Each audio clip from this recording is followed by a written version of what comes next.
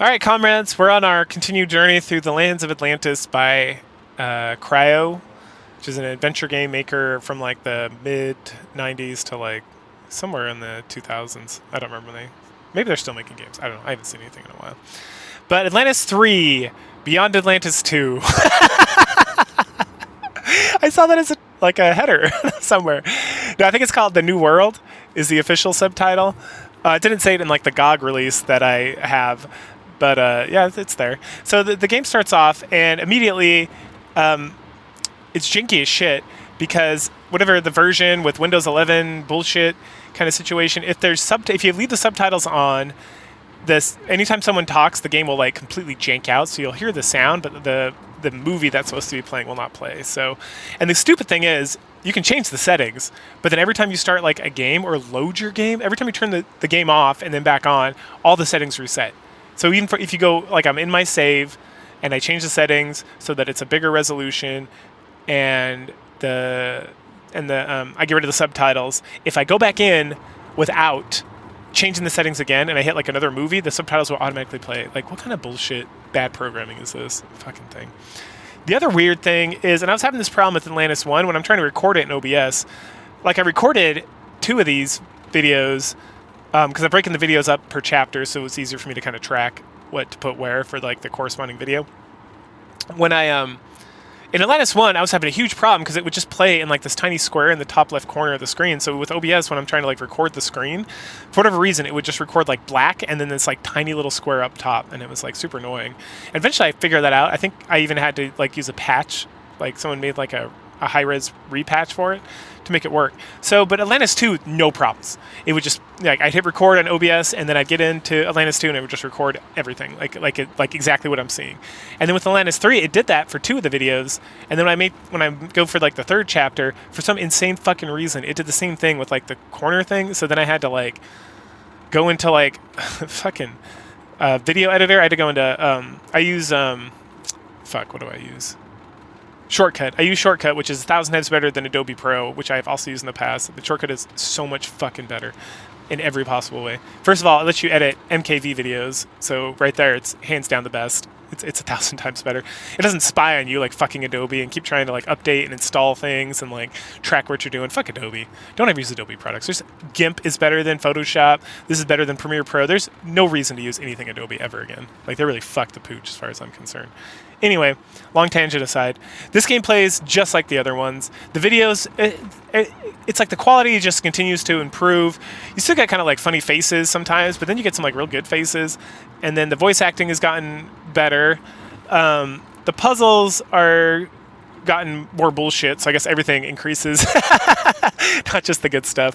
But you still click around, move around, there's videos, there's puzzles to solve. The puzzles are a mix of decent to bad. Which is unfortunate because, again, the puzzles in Atlantis 1, generally, I think there was like 1 or 2 that was like, fuck this puzzle. Most of them were pretty good. And in Atlantis 2, it was like a 50-50 experience. And here, it's more kind of just like, I guess I'm just wandering the fuck around until I figure this out. Or, hey, I've never heard of Egyptian mythology before, so I better get a fucking Wikipedia out, or like an encyclopedia, or like an AI to explain to me like the story. And like the very specific version of the story that this game's trying to reference for me to figure the fuck out this thing. Like, why is there no reference to any of this stuff? And I've studied a lot of Egyptian mythology in my youth because it was interesting. And then there was like a Sesame Street episode that dealt specifically with Osiris and Isis.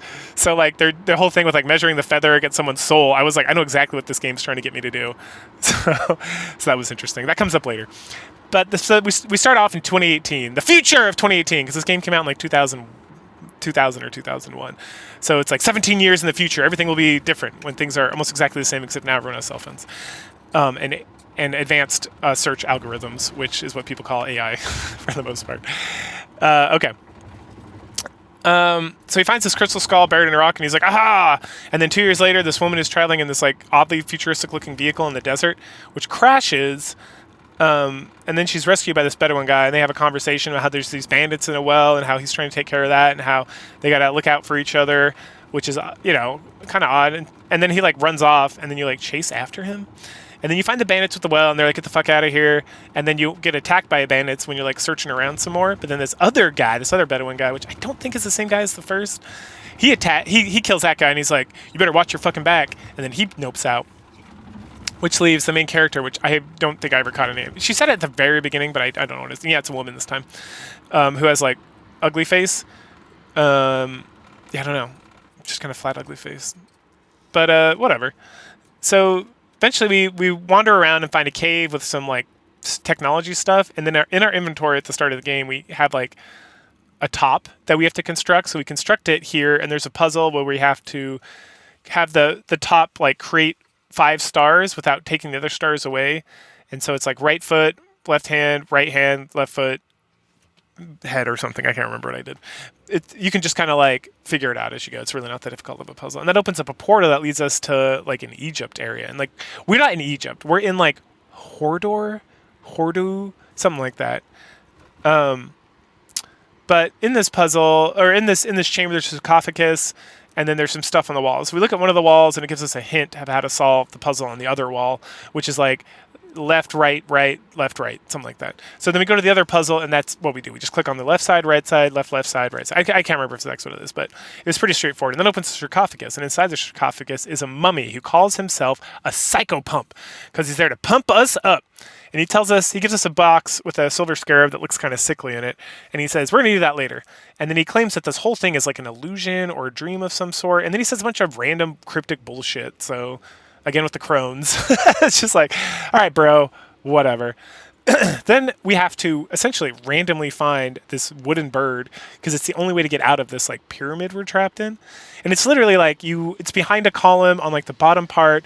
And I could have sworn like I took the mouse and I was just like moving over everything to like figure out if there's any way to interact with anything to like get out of this fucking thing.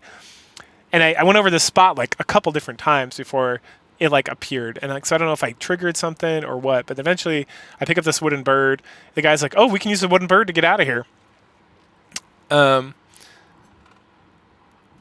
so then we use the bird on like there's like a hole going up out of the pyramid that we can't climb out of. So we use the bird on that, and then me and the psychopump, we fly out to this like kind of balcony at the top of the pyramid, and there's one of those Atlantean barges. Hell yeah. So the psychopump hops in, he's like, oh, I know how to drive this thing. And she's like, are you sure? And he's like, yeah, I made a crash it, but we'll be okay. And he's like, fuck it. All right, let's go. So then we hop on and take a beautiful moonlight sail through this like dream Egypt area, and land right in front of a temple, which leads us to chapter 2. So once we're in the temple, we talk to the priest there, and he informs us that it's time for us to help the pharaoh pass on to the other side.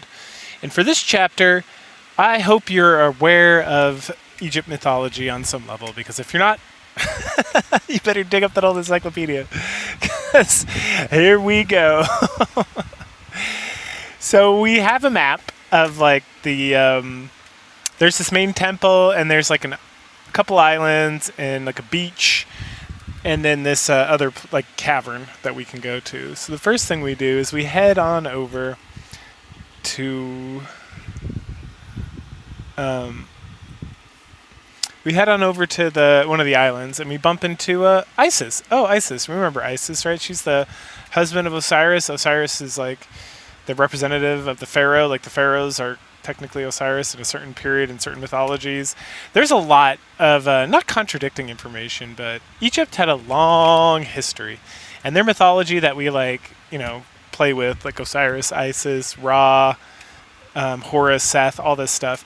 It existed for a part of that history, but then there were other myths that like came before and after that. So there's like a hyper focus on that for some reason, probably because of like the animal-headed creatures and the fun stories. But anyway, we have to reconstruct the story of how Osiris was betrayed by Seth because Seth wanted his power, and then Isis like brought him back, and then they banged as he was a mummy so that she could give birth to Horus, their son, the eagle-headed god, who's like the god of wisdom, if I remember correctly. Seth is like the god of death. He's the jackal-headed god.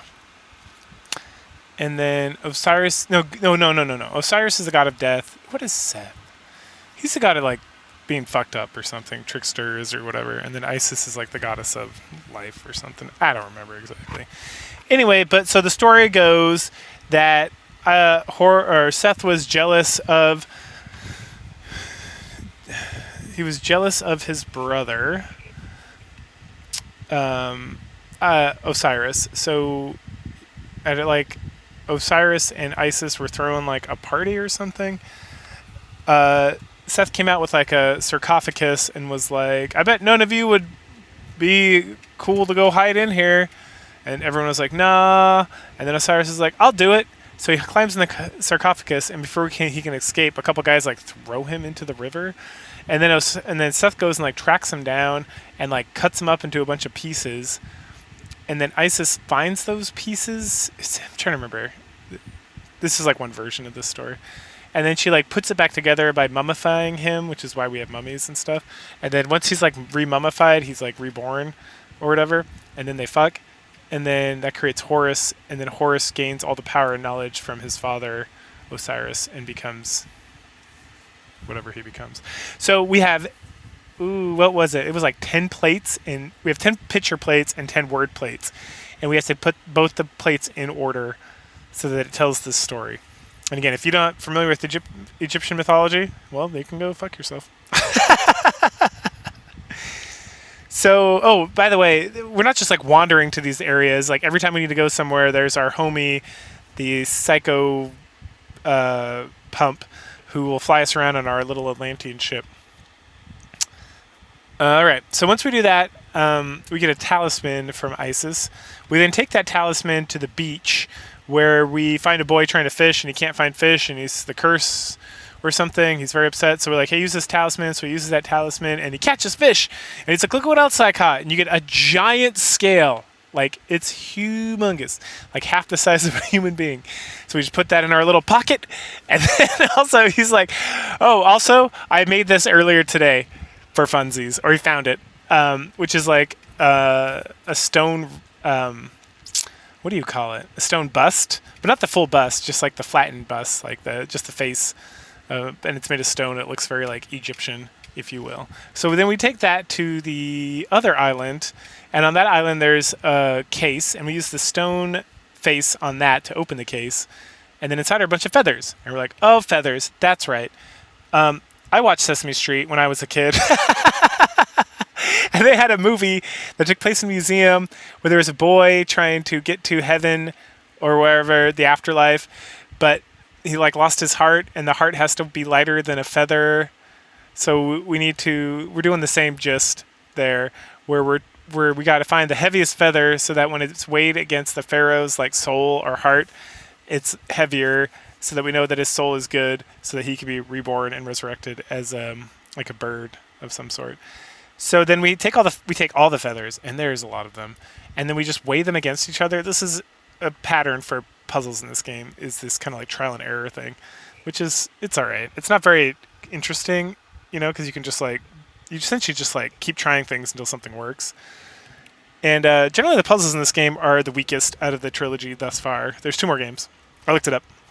And I kept saying I don't know if there's a 4th or 5th. There's a 5th game that I do not have access to, so I need to find out where that's at. Probably just torn it somewhere, or abandonware or whatever, but I'll figure it out.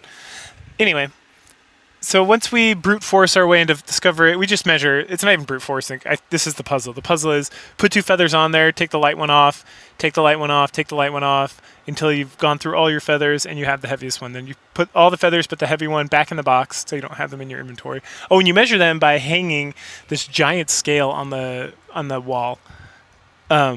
Okay, so now we got the feather, and the only thing... Okay, so we got the feather that we need, and then the other thing we need... And again, no one tells me this shit, is this Ankh. And that's the thing. We tried to talk to this priest in the temple, and he doesn't say shit to us. So it's like, all right, I guess I'm just going to go fucking figure this out. Granted, there's a couple columns that... There's like 2 little altars in the main temple, and one of them has like... It looks like an Ankh, and the other one...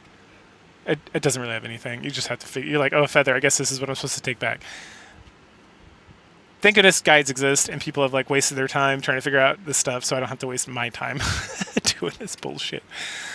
All right, so then we got to go find the Ankh, and Ankh is obviously in the last place we haven't been to. So we just walk in there, open up a chest, and there it is. There's the Ankh. So then we take the Ankh and the feather back, and we get this sweet ass video of once we put them on the correct altars. We get this cool video of like this egg, and it's being destroyed, or this turns into a bird, and the bird dies, and then there's an egg, and the egg hatches, and it's a new form, and it's like, aha, the pharaoh has been reborn. As this is great. And now that we've done all this, the scarab box that the psychopump gave us, the scarab inside, who earlier we talked to him about it, it's like the scarab doesn't look like he's doing too well. Now it's beautiful in gold instead of silver, and it's well. And so then we use the scarab box back in the room where we got the Ankh, and it teleports us back to the real world. So there it is. I guess it was all a dream after all. And when I say the real world, it teleports us to this like big empty room with a couple of columns, and then we step back out of the portal, and there you go, back in the real world.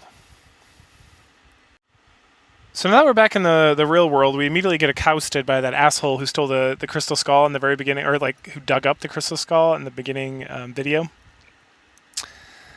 And we tell him we're an archaeologist. I still can't remember. I still not identified as having a name, this woman. And we find out that all this portal equipment is his, and that he's trying to figure out how to get the treasure out of the crystal skull, and that he's never really figured out how to use it. So we're like, yeah, we figured it out. And the main character seems very non-plus about it, so the voice acting and it's like the acting for the main character is the worst. The voice acting's fine. But she always has just like this blank stare while people are like holding a gun at her or like threatening her with this or that, and it's always just like, oh yeah, I found I used your portal correctly. Yes, I did. And the guy's like screaming and like has like, none of the facial expressions are that good, to be completely honest in this. It's better than the previous two games, but not by a lot. All right. So then we all get inside, me and him and some crony of his with a machine gun or something. And he's stoked. He's like, aha, you did discover the portal. It opened up. That's great. And then he runs up to like this pedestal in the middle of the room and throws his crystal skull up on there, and nothing happens. And he's like, here, you look into the crystal skull and figure this shit out. You must be pure-hearted or some bullshit. And so we pick up the skull, and we're instantly teleported to like a fever dream, like an acid trip of like a bubble land. And this place is the fucking worst. And you come back here a lot. Like, you spend more time wandering around this like ridiculous, like confusing mess of a place than anywhere else. And every time you come back here, you got to talk to this fucking dolphin, which took me forever to find the first time. And all the dolphin tells you is some cryptic bullshit, and then says like, first left, third right, get out of here. And you're like, God damn you, fuck you, game. And so once you leave, you head out, and the guy's like, what'd the dolphin tell you? And it's like, this motherfucker saw this dolphin too. Why didn't you tell me you saw it? Oh, the dolphin refused to talk to me. And the dolphin did say something about that. It's like, you're not, oh, that other guy? Fuck that guy. And he's like, well, you can't leave until you figure out how to get my treasure. And then he leaves, and the guy who was like guarding you leaves, and they're just like hanging outside. So, of course, the obvious thing to do is to talk to the drawing of like the Egyptian guy on one of the pillars in the room, and the thing literally like comes to life and is like, oh, ho, ho, ho, cryptic bullshit. But you got to do it, because after you talk to him, he tells you like a whole fucking story. He's like, oh, back in the ancient days, there was Atlantis or some bullshit, and this happened and some other bullshit. And then once you stop talking to him, you're like, all right, that was a waste of my time. There's a wind chime looking thing that's just like hanging from the room now that wasn't there before. And so you glance out the portal and you see them kind of like standing there, not paying attention to what's going on in here. And you're like, all right, fuck it.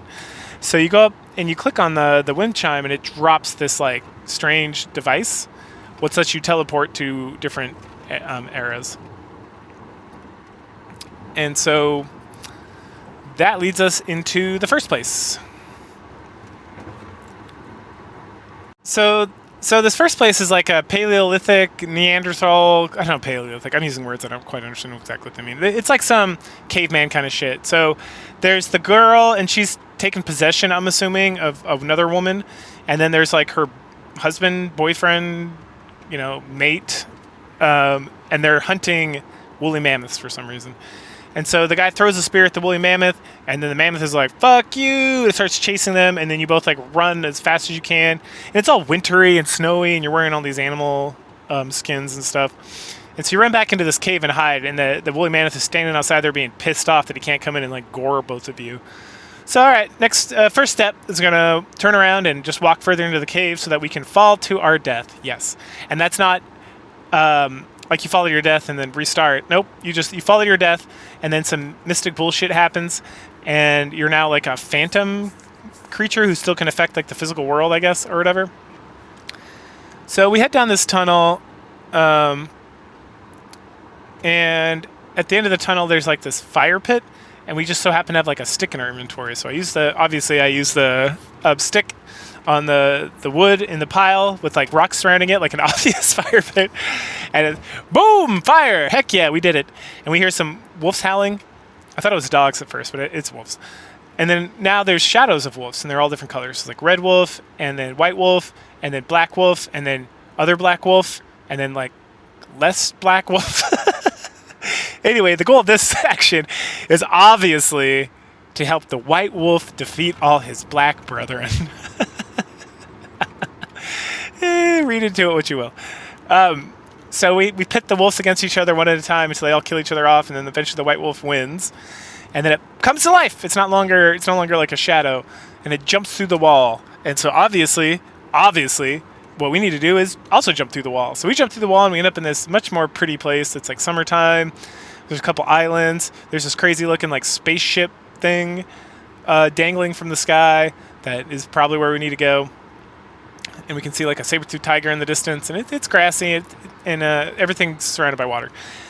So we pick up what is it called? A stump, and move it over to a tree that's next to that's at the end of this island, so we can climb up the tree. And once we're climbing up the tree, the whole tree like tips over and drops us off in the second island. Then we have to pick up a rock, and this took me a while because I was like, okay, what the fuck do I do with this rock? And so I threw it at the saber-toothed tiger, and it killed me. And then I tried to run past the saber-toothed tiger, and it killed me. And eventually, I was like, okay, so I had to throw this rock at him, but it's not doing anything when I do that, because with these games, at least the second and the third one thus far, when there's like things to interact with, the little cursor will turn into like this rotating business with like a pink dot. So it's like, okay, I obviously have to do something. And there's a stick here too, but the stick also didn't do shit. But eventually I kept throwing the rock at the saber-toothed tiger until it leapt into quicksand that I didn't realize was there. And I was like, awesome. So then I move forward, and I also fall into the quicksand because I'm an idiot. So then we got to do it again. So we take the stone, throw it at the saber-toothed tiger. He jumps in the quicksand. Excuse me. Pick up the stick. We walk around the quicksand this time to get to a big rock. We use the stick on the rock. Right. This is the level of like puzzles. The puzzles in this game are like extremely obvious, and there's no way to get around them. And then just like bashing my head against a wall trying to figure stuff out. And not because it's like there's like hints anywhere. It's just like, all right, the fuck you want me to do, game? Like, this is hands down the worst one of the three. For puzzle and story, because it's just like complete nonsense. Anyway, so we okay, yeah, so then we use the stick on the stone to get to the next island, and then we see our buddy the white wolf, and we can go say, what up, homie? And then the other direction there's a bear, and I love bears, so let's go say hi to the bear. And as we're walking towards the bear, there's a black wolf. Fuck that guy. It starts chasing us, right? So then we got to run back to the white wolf, and again, as we learned previously, white will overpower black.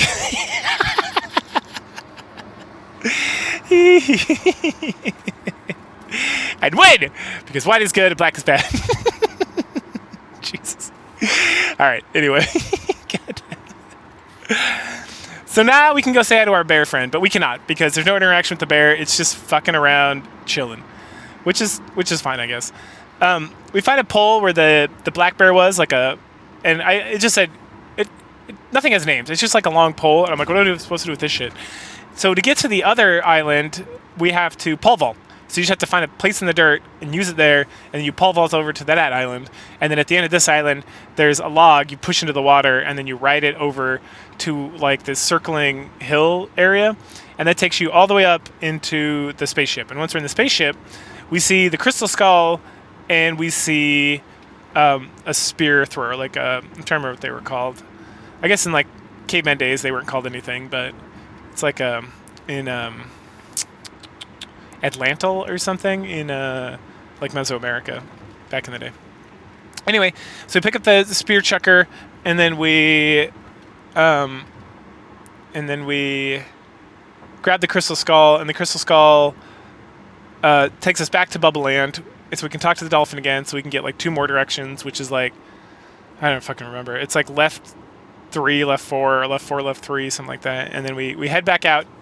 And then as we're heading back down out of the spaceship and around this rocky area, there's a wolf drawn on like the side of the wall. And you click on that and you pop back into the cave. Awesome. Now what do we do? All right. So now we have our spear thrower. We need to bring ourselves back to life, which the game doesn't tell you, but that's what needs to happen. So we head in to one of the other caves and we find a spear on the ground. And then there's like animals, like caveman animal drawings on the wall, but they're moving around. So there's 4 of them. You kill them all, and you get elemental hearts. When I say elemental hearts, we're talking about like Western elementals. So we're talking about like fire, water, wind, and earth. So once we have those hearts, we take them back, and there's symbols where our dead body is lying on this like thing, conveniently, that we just match with the hearts. And then once we do that, we come back to life. Yay! So then we can exit the cave, and as we exit the cave, it triggers the movie, which is we go and teach our mate how to use the spear chucker so we can kill the mammoth, and then we are teleported back to the main room. And so that was fun. Next up on the list of things, there's 3 buttons on this thing. Only 2 of them seem to do anything. So the other button takes us off to Scheherazade and the Arabian Tales, literally. So the main character is now possessing Scheherazade, and she's telling the Sultan about this thief. And the thief's being very sass-mouth about it. He's like, oh, a thief again, huh? Is this thief going to jump over the wall?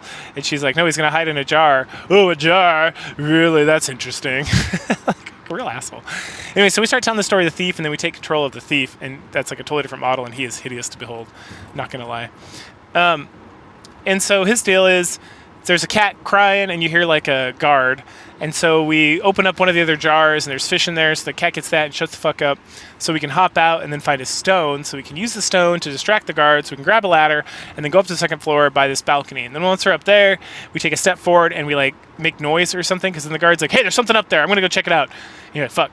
So we go through the door that's right in front of us, and as we enter slowly, we see this beautiful like teenage girl. And I'm like, shit, man, where was this the whole game? All I've seen is it's just like one like ugly motherfucker after the other, and this girl is like excellent. This model is excellent. I was like, damn, what the fuck? And so of course our thief homie like falls in love with her immediately, because who wouldn't? And so she hides him under her bed. The guard comes in, and she dismisses him, and then they like are chit-chatting, and he's like, I will get you anything you want. I'm in love with you. And she's like, I want a black rose. And he's like, okay, I know about a wizard, and he has a garden. He might have one of those. I'll be back. So then we get a video, like a cutscene of him running away from this merchant's manor to like this wizard's garden and hopping over a fence, and we hear like Scheherazade and the Sultan like discussing the whole situation, and the Sultan seems like more interested in what's going on. So now we get to the wizard's garden, and this place is interesting. So the first thing we do is we turn around, obviously, and go up this like little path where we pick up a pole, and then back out we go. Now there's 3 tents. One tent's green, one's blue, and one's red. If we try to enter any of them, they all have like alluring like women, like Arabian women with their like sexy veils and everything. If we try to enter them, then these like gross looking like trolls pop up, and they will kill you if you try to go any further. All right, so we got to figure out that situation. So the first thing we do, there's this big golden tower in the middle, and we need keys to get into that because there's a gate with a lock. But then there's a pool on one side of the this like open garden courtyard area. So we head over to the pool, and there's a banana tree. So we knock a couple bananas. No, just one. We knock a banana off this tree, and then there's like a toy monkey on the other side of the pool. So we head over there and hand the monkey the banana, and it drops its like juggling sticks, and one's red, one's green, one's blue. Aha, yes, I see what's going on here now. We then move our way over to a gazebo that has this like crazy looking, I want to say like a hookah or something, or whatever, with a big hole in it. Can't do anything with that. We move past that. There's like a mailbox looking thing that's black. Can't do anything with that. We move past that, and we find our ugly griffin friend, and it's literally like a griffin, but instead of like the head of an eagle, it's the head of like an ugly man. And there's a cage above him, and I thought I could just like do something to drop the cage, but I could not at this juncture. So I give up on that, and as I'm turning around, I see this giant pearl on the ground. So we pick that up, head back over to our little like hookah friend, dump it in there, and then it summons a unicorn. And now we get one of the more interesting puzzles in this game, which again, there's no hints on what to do here. There's no explanation. You just kind of fucking fidget around until you figure it out. But you got 4 crystals, and you use each crystal in a different place to kind of lure the unicorn in the correct path while he's being chased by the griffin. And I got him almost to the exit a couple times, but then the griffin would kill him. So then I had to be like more precise with my routing, if you will. And I could never figure out like a rhyme or reason to why anything was happening, to be completely honest. So eventually I just like figured it out by like trial and error. And then you get the unicorn horn. We take the unicorn horn, obviously, over to the black mailbox, where we insert it, and it drops the cage on the griffin. Yay, we solved the problem. Fuck you, griffin. And then behind the griffin is this little box full of gems. Oh, the gems. Yep, there's a blue gem, green gem, red gem. All right, so now we head back to the tents. And with each tent, we use the stick on the monster troll guy that's guarding the tent, and we don't fight them with it. They just, we like throw the stick at them, and they like leave in shame. Like one jumps into like a jar, one just like pulls his pants up and walks away with his head down in shame. Like, it's pretty odd. And then each one of the women, we go into their tent, and they won't talk to us till we give them like their specific colored gem, and then they're super excited about that. And then they 2 of them give us keys, and then one of them gives us like a map of like the central area, and we're gonna need that because we're gonna go play a board game here in a second with this fucking like goblin thing. So once we get all that shit, we go to the middle area and use the key to get into the tower, and then this goblin thing pops up and starts smooching us on the cheek. Oh Lord, he's all smoochy. So then we get like a little like screen on the bottom, like a little NES game where this monkey climbs up a tree, and then we have to click like a red button, and depending on where we click the red button, he throws like a coconut at like hippopotami on the bottom, and depending on how many hippopotami we hit, we move a certain amount of squares. And then there's like it's like chutes and ladders, and that if you land on like a snake, you fall down, but if you land on like a lion head, you get thrown up into the sky. And you know, we don't really see this like goblin guy that much, but apparently we're in a race and he can beat us, which he did the first time I played. And so the second time I was being more strategic. And you can kind of track what's going on the map. I didn't feel like that was that useful, and I was just like, fuck it, I'm just gonna like do it without it. And I did fine the second time. And when we get to the top, there's a door that we use the second key on. And as soon as we use the key on it, it turns into a flying carpet, which flies us far away to the wizard's actual like tower area. And when we get there, we see that he's in an argument. Well, it's not an argument. He summoned a genie, and he asked the genie for like the greatest treasure in the world. And of course, the greatest treasure in the world is the crystal skull. No surprise, I guess. So once he has the crystal skull, he goes inside, and then he pops back out, and he's like, "Fucking cryptic dolphin." And I was like, preach, motherfucker. And he's like, I'm going to bed. I'll figure this out later. So then the carpet drops us off at the feet of the new tower. And we head on in to, and there's a bunch of snakes just like hanging out, guarding like the stairway up.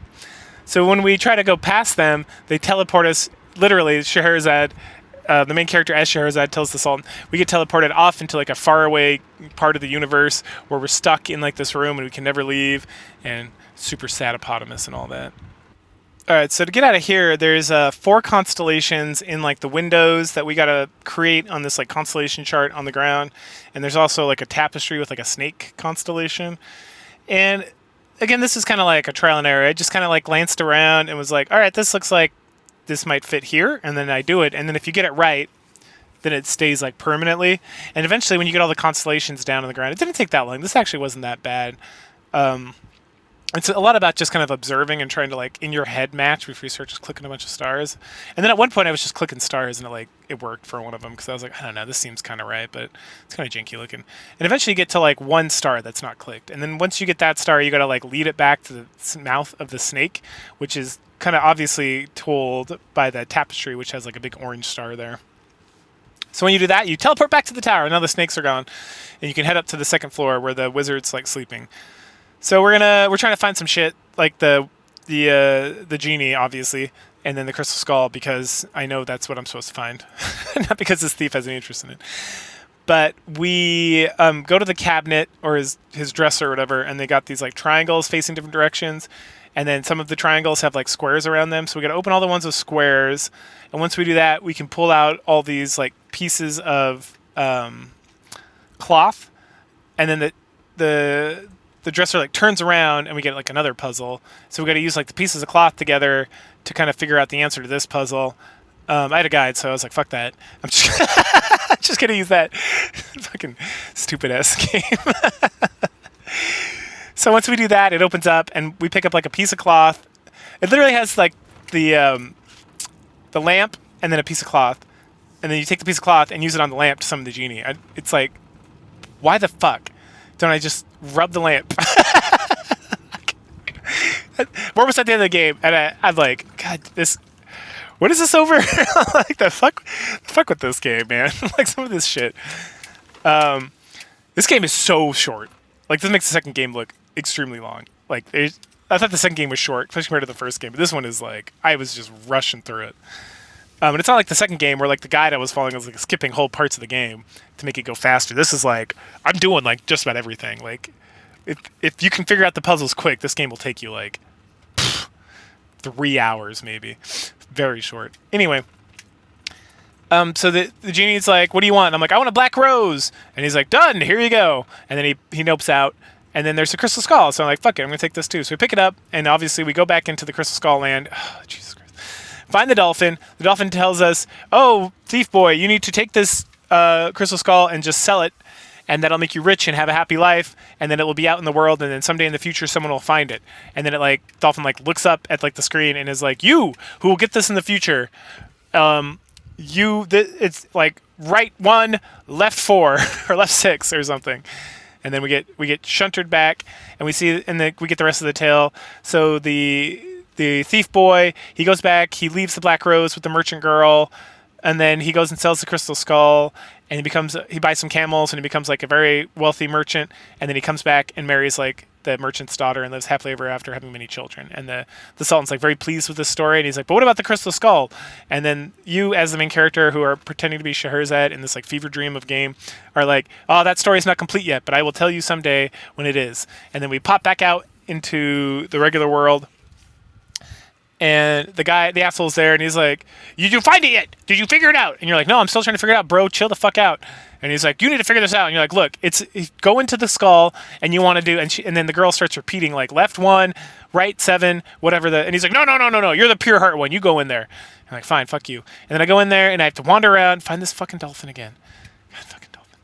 And I don't find the dolphin this time. I just find the doors bubble, and so there's in this bubble area, there's like bubbles you can press that will let you in and out of this area, but you can only do like the very specific one. And then there's one with doors. So I went into the doors, and I did exactly what I was supposed to do, and it didn't work. And I was like, "God damn it." And so then I left and came back in and did the exact same thing again. I must not have done the right thing the first time, because I did the exact same thing the second time. And this time it took me to the garden, the Shambhala. It took me to Shambhala. And only this time there's like some old woman and old man there. And this shit is super fucking annoying. Because, let me tell you, comrades, if you don't ask the exact right person while standing in the exact right spot, the exact right thing, you have to start the whole fucking conversation over again. So you gotta like walk over to the woman. So they say shit to you. You walk over to the woman. You ask her like one question. The man says, "Come here." You go stand in front of him. He tells you something else. You ask him like 2 or 3 things. Then the woman says something. So you go over to her, and then you have to ask her like 2 or 3 things. And the man like interrupts at one point. So I was like, "Oh, I must need to go back to that guy." So I go back over there, and then I start over again. I start over again like 4 times. And then finally finally you can go. They tell you where the treasure's at, which is in the lake in the middle. So then you go, and then this whole bullshit. It has nothing to do with the other games. Like it's just like this complete bullshit nonsense where it's like, oh, the human beings are about ready to evolve, and they're going to evolve into like a collective consciousness and merge together, and some bullshit, and you're going to be the one who takes this message out and helps everyone connect and find peace and happiness and some hippie bullshit nonsense crap and yada yada yada yada. And then you dive into the middle of the lake and get this item, and you pop back out, and the guy's got his gun, and he's like, "The fuck." He's like, I'm gonna blow your brains out, something. You give me that treasure. What happened to the crystal skull? The crystal skull disappeared. I'm so angry right now. And before he can shoot you in the head, you use the item you picked up from the water, which is now in your inventory, and then you teleport back into the bubble land. And I got so fucking lost here. I spent like 20 minutes wandering around here trying to figure out a way out. And finally, you pop back out to like the tents from like the very beginning of the game. And then you pick up like a flashlight that is very, very hidden on like one of these tents, and you like sneak up behind this guard and club him in the back of the head with it. I don't know why I couldn't just use a rock. And once he's down, you take his keys and his knife, and then your homie, the Bedouin guy who like saved you from the beginning, who's been captured this whole time. You rescue him by cutting his bands and then unlocking his chains. And then there's another key hanging on like a post. And you get the post, and you're like, "I'm gonna need to drive." And he's like, "I don't know if I can drive. I don't know how to drive one of these like wicked creatures, mechanical beasts, or whatever the fuck he says." And so like, "That's cool, I got it." And he's like, "Let's get out of here." And then I'm gonna come back and like rescue the well by myself again. Even though I was captured the first time I came here and did it. Next time we'll be fine. So then you get in the car and you drive off, and then it's like nighttime, and you're like tending to his wounds. And he's like, "I'm gonna go do this well thing." And you're like, "Okay, but before you go to bed, let me tell you a story." And that's where the game ends. So I guess the story is we all need to love each other and work together. I don't know. This was not. This was the hands down the worst one. It just wasn't that interesting. It was confusing. The puzzles weren't that good. The story just didn't really go anywhere, and I expected it to go anywhere. And it just, I don't know. I got through it. It was quick. It was kind of interesting. Some of the puzzles were okay. I liked like the different scapes you went to. Like the Baghdad thing was super fun to get through, and all the kind of like, even that like the dumb puzzle where you're like playing the game to climb up the thing. It was all unique and interesting and like well animated, and like, yeah, the Baghdad thing was pretty cool. The Egyptian stuff was kind of lame, and then the Neanderthal stuff is also kind of lame. So overall, and I don't feel like it connects to anything. We'll see. We got there's 2 more games, so we'll see if they connect to this at all. But this thing had like nothing to do with Atlantis, and it, besides just like Shambhala and like a loose affiliation, this game could have been like called a totally different game. Even with Shambhala, it could have just been called like Mind Quest, and like it had no connection to the first 2 games that I could tell at all. Besides just kind of like semi fantastical, fever dreamy ish teleportation, possession. Like some of the themes were kind of there, but anyway, definitely the worst one. And yeah, cool. Well, catch y'all later.